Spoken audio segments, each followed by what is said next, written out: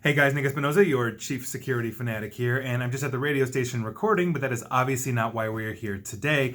I am also going to be talking a little bit about my deep dive here for my radio show, because what I'm talking about today actually dovetails with this. Now, if you are not familiar, a few days ago on August 30th, Friday, in China, a new app named Zao was released, and by the end of the weekend, it had become the #1 downloaded app in all of China. That is a massive, massive explosion in its popularity. It obviously is very popular. Now, what Zao does is simply this: you can upload a picture of this to your of it, and it will insert your picture into basically celebrity's face and all of that, and so you can assume their roles. I've got notes here.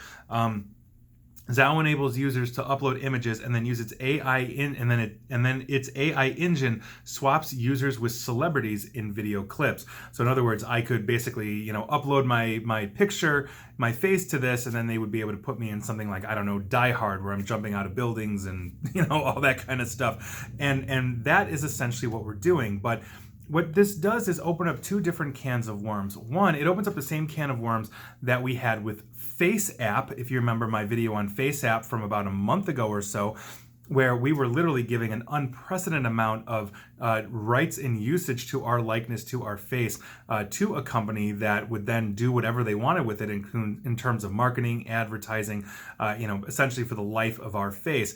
In this case, Face App was owned by a company in Russia. Zao appears to be a company owned in China. The other thing that we have is the issue with deepfake technology. Literally, somebody has a shot here of them using this, and I quote, "In case you haven't heard of Zao, is a Chinese app which completely blew up since Friday. Here's an example of me as Leonardo DiCaprio, generated in under 8 seconds, basically using a single photo of this individual as a thumbnail." And so that is absolutely crazy, and we are seeing the proliferation of basically deepfake technology as it relates to, let's say, misinformation, disinformation, and all of that. My deep dive of the week here at the radio station for my radio show is actually on facial recognition systems and why the false positives could potentially get somebody arrested or killed. I did a brief video on that. I'm really diving in, but this dovetails into that in the sense that what if we get access to those facial recognition systems and can deep fake ourselves into that? And so we have a privacy issue with a corporation collecting it. We have a deepfake issue with misinformation. And now that we're coming up to, let's say, a major election, and every year some country has a major election, we are ramping up in the United States to the 2020 presidential election.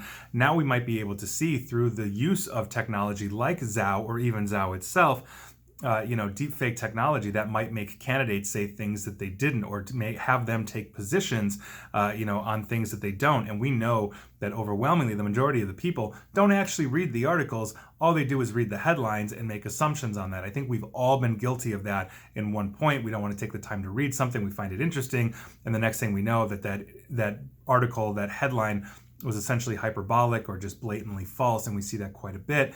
Now we're going to have something where we can show a 10-second clip of a candidate, talking about how they absolutely disdain puppies or something like that. And everybody's going to be like, he's a puppy hater, we shouldn't vote for him, when clearly it's fake. And I think that's what we're running into with this problem. And apps like Zao are really starting to underscore that. I think the technology is absolutely fascinating, but its capability for misuse, its capability for abuse, is what gives it a serious, serious problem. And it's not just Zao, it's all of these technology. Zao is now just making it easy, as millions and millions of Chinese users are starting to see. So we'll see where this goes, but that is your news of the week.